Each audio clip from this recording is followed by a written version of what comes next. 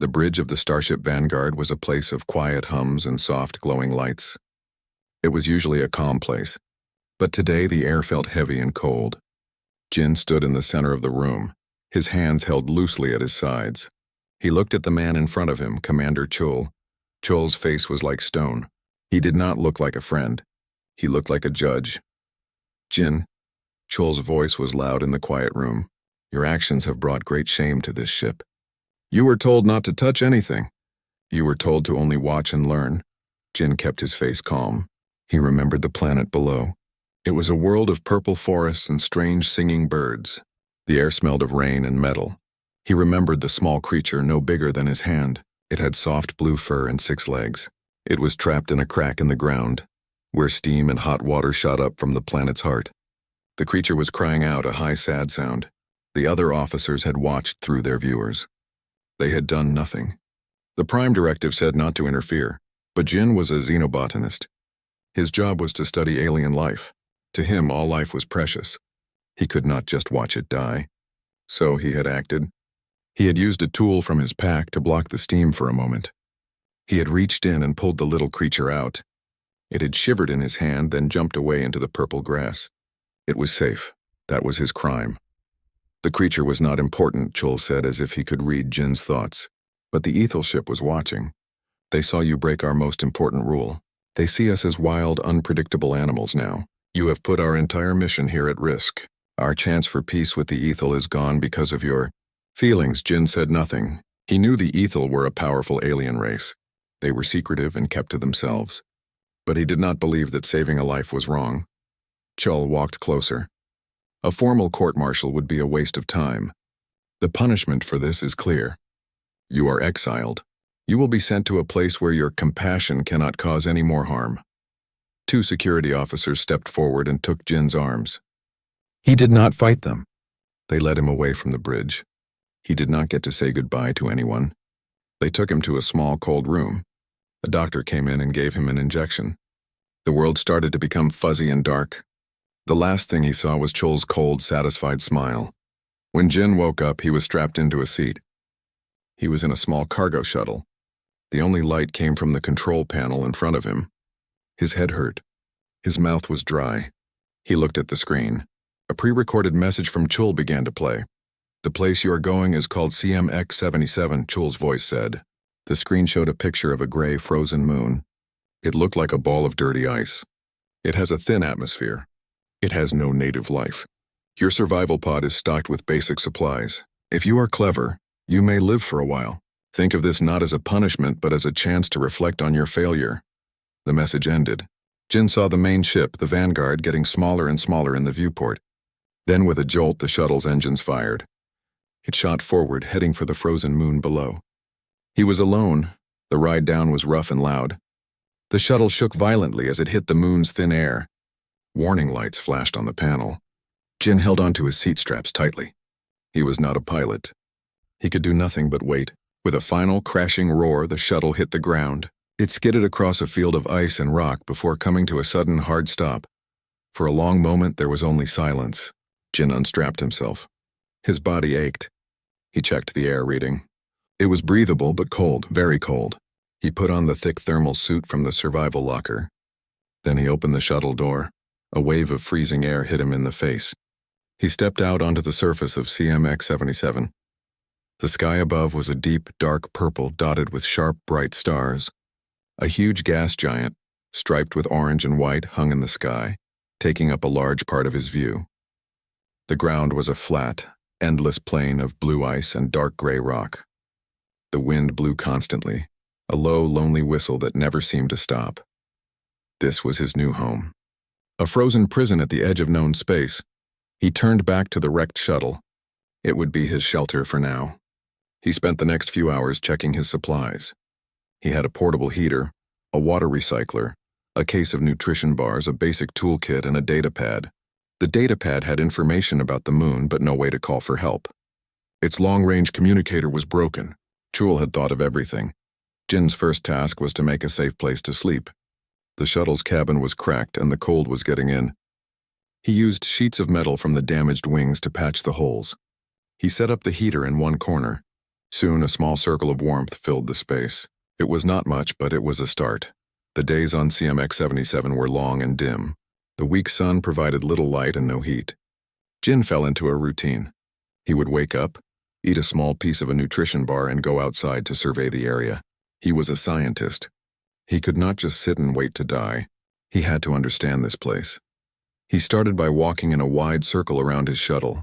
He marked his path with small stacked piles of rock so he would not get lost. On the third day, he found a deep crack in the ice. A faint warmth rose from it. He climbed down carefully. A few meters down, the ice gave way to dark rock, and on that rock he saw something amazing. A patch of pale white lichen was growing. Life chill was wrong. The moon was not dead. It was just hiding its life in the deep, warm places. This discovery changed everything for Jin. This was what he was good at. He was not a soldier or a commander. He was a finder of life. He carefully collected a sample of the lichen and brought it back to his shuttle. Using his toolkit, he built a small clear box with a light and a heater. He put the lichen inside. After a few days, it began to grow, spreading slowly across the rock. He had made his first tiny garden. Weeks turned into months. Jin's small garden grew. He found more types of fungi and lichen in other geothermal vents. He used his water recycler to keep them moist. His cave of ice was now filled with strange alien plants. They gave him more than just food. They gave him a purpose. He studied them, recorded their growth, and learned about this silent, frozen world. He was surviving. But he was always alone. The only sounds were the wind, the hum of his heater, and his own breathing. He often looked up at the stars, wondering if anyone remembered he was here. He wondered if they thought he was dead. He thought about Chol often. He thought about the Ethel and the creature he had saved. He did not regret his choice. He knew deep down that he would do it again. Compassion was not a weakness. In this frozen, empty place, it was the only thing that kept him warm.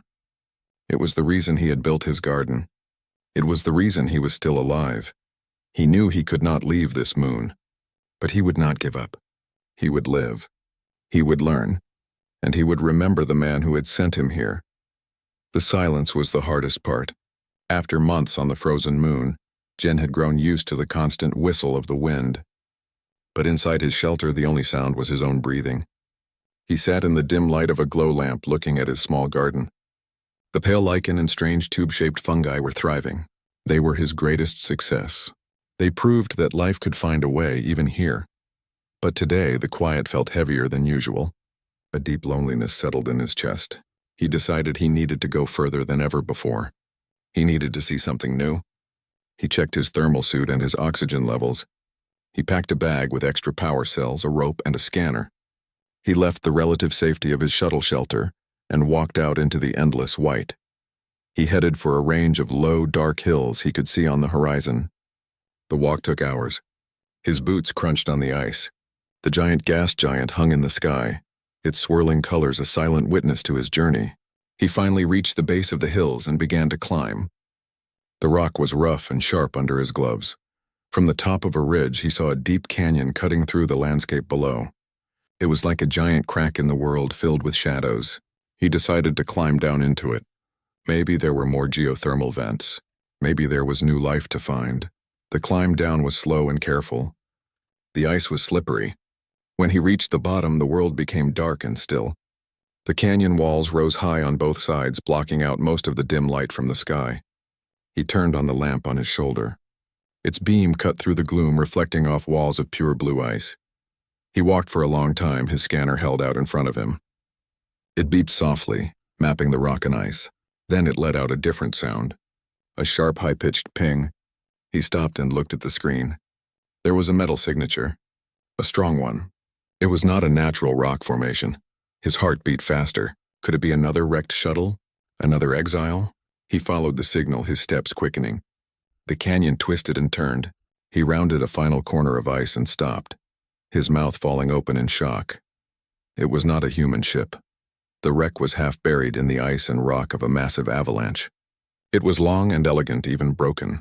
Its hull was not smooth metal, but a material that looked like polished seashell with shifting colors of silver and pearl.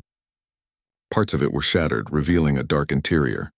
Strange twisting shapes that looked like frozen vines or roots wrapped around its frame. It was clearly alien, And it was old. He approached slowly, his scanner now going crazy. The ship was cold, no power readings, no life signs. He found a large tear in the hull and climbed inside. The interior was dark and still. The air was colder here, if that was possible. His lamp beam swept across a scene of frozen horror. He saw figures, tall and slender, still strapped into their chairs. They were covered in a thin layer of frost. Their skin looked pale, almost gray. They had long limbs and elegant features. They were clearly lethal. They had been dead for a long time. A deep sadness filled him. These were the people Chul had been so afraid of. They were not monsters. They were explorers, like him. And they had died here, alone and forgotten. He moved through the silent ship, his boots echoing on the strange, organic-looking floor. He came to a central chamber. In the middle of the room was a large pod. It was made of a clear, crystal-like material, and inside, he could see a figure. He moved closer, wiping frost from the surface of the pod. It was a woman. She was Ethel, like the others, but she was different. Her features were more refined, more sharp. Her skin had a faint opalescent glow even in the dim light. Her long hair was the color of moonlight. She wore clothing that, even torn and frozen, looked rich and royal. Intricate patterns were woven into the fabric. His scanner beeped again. He looked down. There was a tiny fading power reading coming from the pod. The stasis field was failing. The systems were almost dead. The cold of the moon was slowly seeping in. She was not dead. Not yet. But she would be soon. He saw a small control panel on the side of the pod. The symbols were alien, but the shapes were simple. He was a scientist, not an engineer, but he understood basic principles. The pod needed power. He looked from the woman's peaceful, frozen face to his own equipment. He had his toolkit. He had the power cells from his backpack. He had the small generator from his shelter, but that was a long walk away. He made a decision in an instant. It was the same decision he had made on the planet with the small creature. He would not stand by and watch a life end. He worked quickly. He used his tools to pry open the panel on the pod.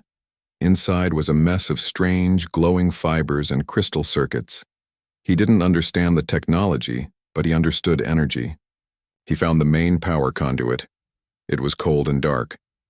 He took the largest power cell from his backpack. He attached the wires from his tools to its terminals. Then, with a deep breath, he touched the wires to the power conduit inside the pod.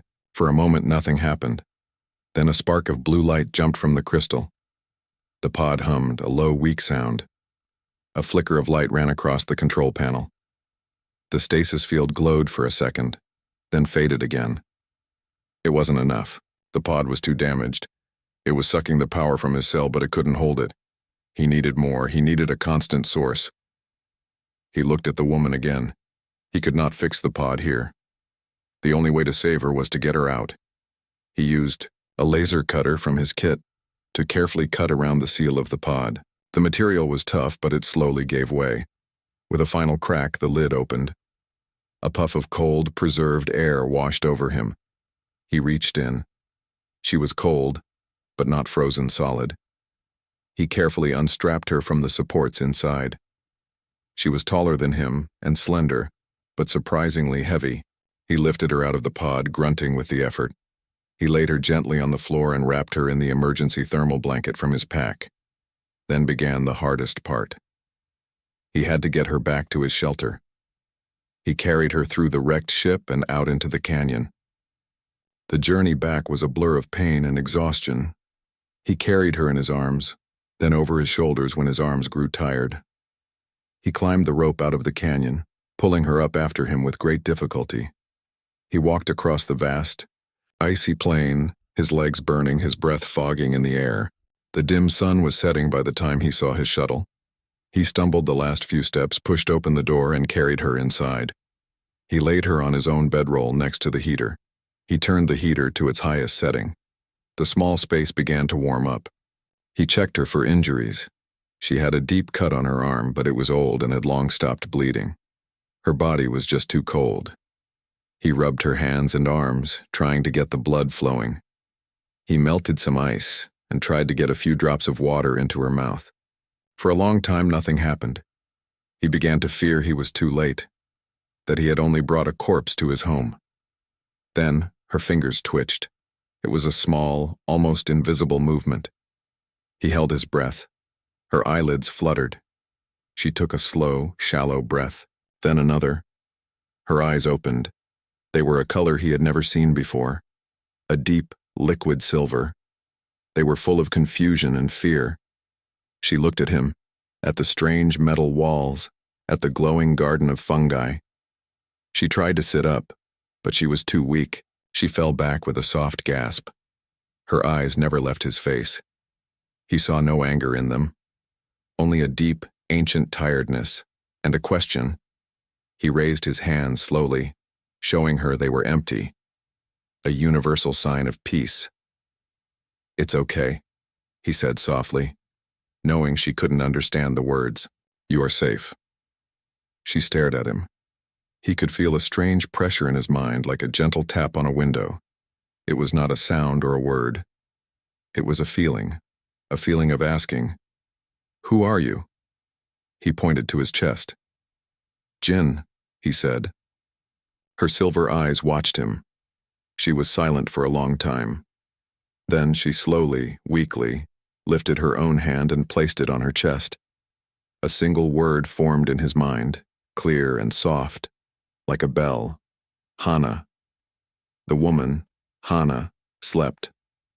Jinn watched over her. The silence in the shelter now filled with a new kind of tension. It was no longer the silence of being alone. It was the quiet of sharing a space with a complete unknown. Her breathing was slow and steady. The color was slowly returning to her opalescent skin. When she woke again, her eyes were clearer. The fear was gone, replaced by a calm, deep intelligence. She looked at Jinn, then at the heater, then at the small garden of fungi. She seemed to be understanding her surroundings. Jinn offered her a cup of water. She took it carefully, her long fingers brushing against his. He felt that strange pressure in his mind again. It was not an attack. It was more like a question, a feeling of thank you mixed with, "Where am I?" He pointed to the water, then to her. "Drink," he said, making a drinking motion. She watched him, then sipped the water. Her eyes closed for a moment, as if the simple act was a great pleasure. When she opened them, she looked at the nutrition bar he held out next. She took it and sniffed it. A faint look of disapproval crossed her face, but she broke off a small piece and ate it. Communication was slow. They used gestures and pointing. Jinn showed her his data pad with the moon's information. He pointed to the picture of the frozen world, then to the ground. "Here," he said. "We are here." Hana looked at the image, then at him. She seemed to understand. She pointed to herself, then upward, toward the sky. Her meaning was clear. "I am from up there." Days turned into a routine. Hana regained her strength with surprising speed. She was fascinated by Jinn's garden. She would sit for hours, just looking at the pale lichen and the tube fungi. One day, she reached out and gently touched a leaf of lichen. Jinn felt a wave of warmth and approval in his mind. She appreciated his work. He tried to learn more about her. He pointed to the cut on her arm, then made an explosion sound with his mouth. What happened? A shadow passed over her face. The pressure in his mind changed. He saw flashes of images not with his eyes but in his thoughts. A dark, sleek ship, a bright flash of weapons fire, an explosion, the feeling of falling. It was confusing and overwhelming, but the story was clear. Her ship was attacked. He pointed, to her fine clothes, then to his own simple uniform. He raised his eyebrows in a question. "Who are you?" Hana stood up straight. Even in the cramped shelter, she had a natural grace and authority. She placed a hand on her chest. The feeling that came to Jinn's mind was strong and complex. It was not just a name. It was a feeling of responsibility, of history, of leading many people. It was the feeling of being important. Empress, he whispered, the word feeling strange in his mouth. She nodded slowly. A feeling of sadness came from her. She pointed to the sky again, then made a slashing motion with her hand. Then she pointed to her own head and shook it. The feeling was of betrayal, of trust broken. Jin understood. Her own people had turned against her. A coup. This was the real reason for the tension Chul had spoken of. It wasn't because Jin saved a creature. It was because the Ethel leadership was in chaos. Chul had used Jin as a simple excuse. He felt a hot anger rise in him. He had been exiled for a lie. He needed to know more. He pointed to the wrecked ship in the canyon. He pointed to her, then to his own head, trying to ask if there was information there. She understood.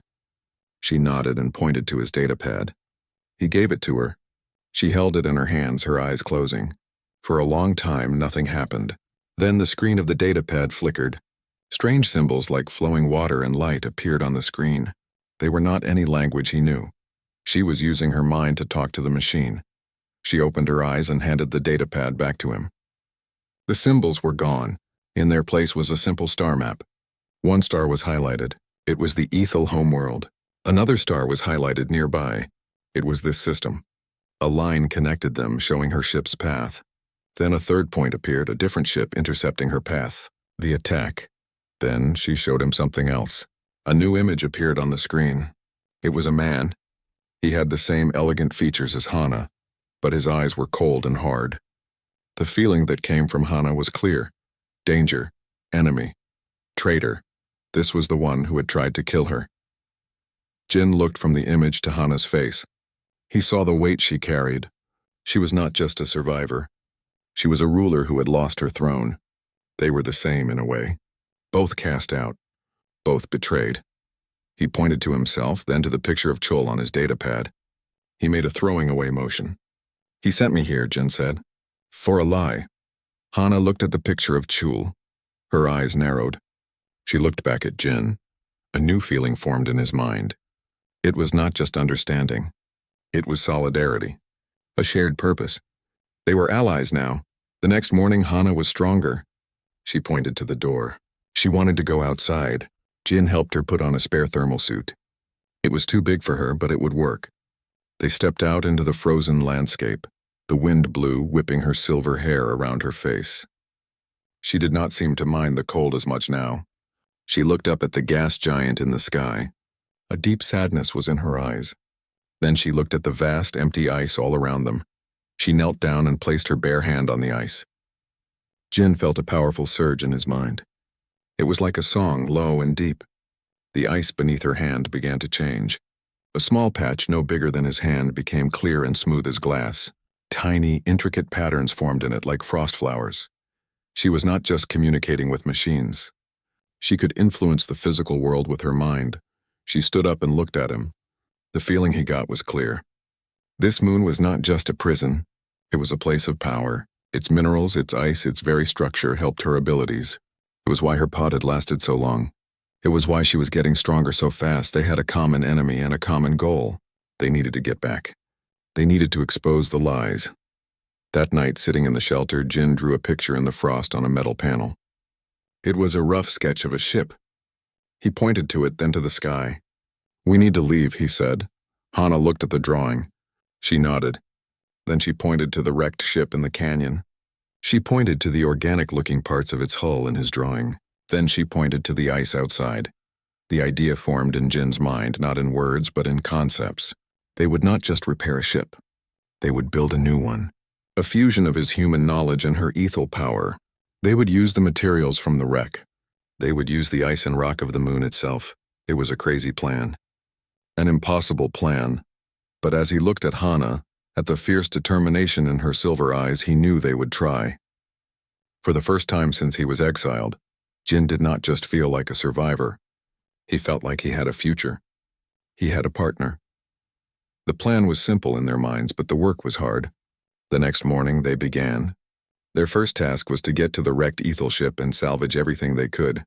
The walk to the canyon was different this time. Jin was not alone. Hana walked beside him, her steps sure and steady. She seemed to draw strength from the frozen landscape. When they reached the canyon edge and looked down at the pearl-like wreck, Jin felt a wave of determination from her. This was not a tomb. It was a resource. They climbed down carefully. Inside the ship, Hana paused for a moment, her hand resting on the frozen chair of one of her crew. A deep sadness flowed from her. A silent goodbye. Then she turned away, her face set with purpose. She went to the heart of the ship, to a section that was less damaged. She placed her hands on a wall that looked like woven metal roots. Under her touch, the material began to glow with a soft blue light. A section of the wall peeled back like a flower opening. Inside were the ship's core systems. There were crystals that pulsed with a faint energy and spools of a wire-thin living metal. Jin worked with his tools. He carefully removed the crystals and the spools of wire. He took panels of the mother-of-pearl hull. He gathered everything that looked useful and piled it near the exit. It was heavy, difficult work. Hana helped, her slender arms surprisingly strong. They made many trips between the wreck and their shelter. Each time they carried back a piece of their future ship. Their shelter soon looked like a strange workshop, filled with alien technology and ice-covered parts. Next, they needed a place to build. The shuttle was too small. Jin found a large, deep cave not far from his shelter. It was protected from the wind. This would be their hangar. Now the real work began. Jin was the engineer. He used his knowledge to design the frame of the ship. He wanted something small and fast, a scout ship. He used the metal from his own wrecked shuttle to build a strong skeleton. He worked with laser cutters and welders, the bright sparks lighting up the dark cave. Hana was the artist. She worked with the ethel materials. She would hold a crystal in her hands, her eyes closed. The crystal would glow brighter, and the tangled wires of living metal would unspool and weave themselves around the metal frame Jin had built. They moved like snakes, connecting and bonding to the human-made parts. She was not building a machine. She was helping a new thing grow. She also worked with the ice. She would place her hands on the walls of the cave and focus. The pressure in Jin's mind would grow strong like a deep hum. The ice itself would become as hard as steel under her touch. She shaped it into smooth panels for the hull, fusing it with the organic ethel materials. Their ship was becoming a unique blend. A core of human metal, a nervous system of ethel crystal, and a skin of magically hardened ice. Weeks passed. The ship began to take shape in the cave. It was not large, but it had a sleek, dangerous look.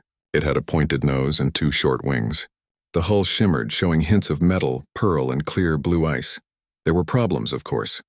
Sometimes a power conduit would fail, and Jin would have to spend a day rerouting wires. Sometimes Hana would grow tired and the flow of the living metal would slow. They learned to work together. Jin learned to feel when her power was fading and would suggest they rest.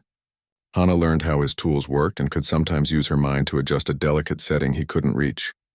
During their breaks, they would sit together in the shelter. Jin taught Hana more words. Tool, engine, star, she learned quickly. She taught him not with words but with feelings. She taught him the feeling of a working system, a feeling of rightness. He began to understand the ship not just as a collection of parts, but as a whole, living thing. One day a big problem happened. They were trying to connect the main engine crystal to the power core. There was a flash of light and a loud pop. The entire ship went dark. The crystal stopped glowing. The living metal grew still. Jin checked all his connections. Everything seemed right. He was frustrated. "I don't understand," he said, slamming his hand on the metal frame. "The physics should work." Hana placed a calming hand on his arm. She closed her eyes and touched the cold engine crystal. Jin felt her mind searching, probing. The feeling was like watching someone feel their way through a dark room. Then he felt her find the problem. It wasn't a broken wire. It was a conflict. The human power source was too harsh, too direct for the sensitive ethel crystal. It was like trying to power a gentle stream with a fire hose. She showed him what to do. She guided his hands as he built a new interface, a buffer between the two systems. He used a piece of the mother-of-pearl hull, which she infused with a calming energy. When they tried again, the engine crystal lit up with a steady, warm light. The ship hummed to life, the sound smoother and quieter than before. That was the moment Jin truly believed they could do it. They were not just 2 people working on the same project. They were a single team. his logic and her intuition, his strength and her power. They filled in the gaps for each other. Finally, the day came when the ship was finished. It sat in the cave complete. It was beautiful and strange. The name for it came to both of them at the same time, a shared thought. The Frozen Promise, a promise of survival made on this frozen moon, a promise to return.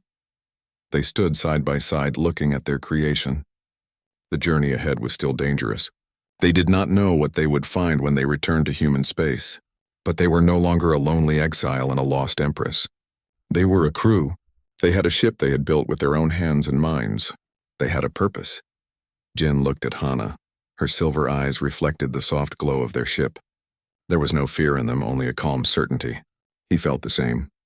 The frozen moon had been a test, and they had passed. Together. The frozen promise tore through the silent blackness of space.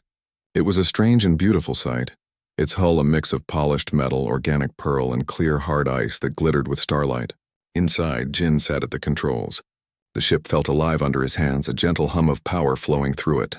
Hana stood behind him, her hand resting on a crystal console, her mind linked with the ship's core.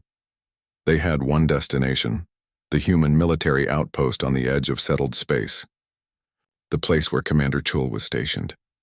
The journey felt both long and incredibly short. Jin's heart pounded as the familiar shape of the space station appeared on the screen. It was a large spinning ring of metal and light, a symbol of the people who had thrown him away. He took a deep breath. This was it. He opened a communication channel. A familiar face flickered onto the screen.